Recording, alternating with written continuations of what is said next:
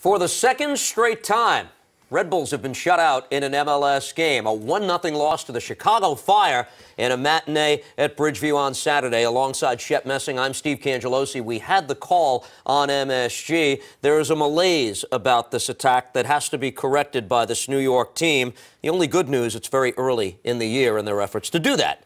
Steve, I think there are two things. You're right. They look flat. It is a malaise, but it's also two games in a row where Orlando City and now the Chicago Fire have tactically decided how to play against Red Bulls, to get away from pressure, long balls over the top, and they produced 1-0 win for Orlando last week and another 1-0 victory today. Red Bulls had 4 players return to the lineup from international duty, including Kaku, and in high hopes the Red Bulls felt that would unlock the Chicago defense. That never seemed to happen throughout the match. How much did Bastian Schweinsteiger have to do with that? Yeah, I think Bastian Schweinsteiger was the best player on the field. He played as a central defender, but he was their Kaku. He was their playmaker from the back. And he did everything he had to do on the defensive side of the ball, and he also orchestrated every attack. The only goal of the game, in all honesty, we weren't sure it had crossed the goal line until we had multiple looks, but it did. Well, a little bit of a confusion between Luis Robles and Aaron Long trying to clear it. Nikolic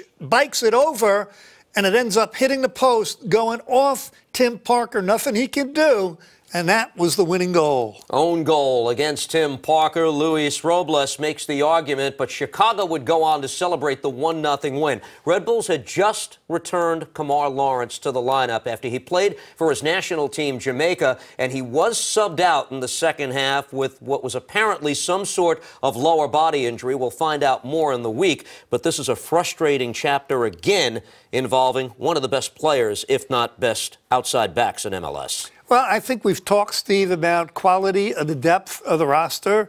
And Kemar Lawrence, no matter what the severity of the injury, they can compensate for it. The main thing is next week, you've got Minnesota United at home. You've got to establish yourself at Red Bull Arena and win that game. That's a game that you can see on Saturday night, April 6th on MSG2. Be with us for that. The Red Bulls that night will try to snap a 2-game losing streak. For Shep Messing, I'm Steve Cangelosi.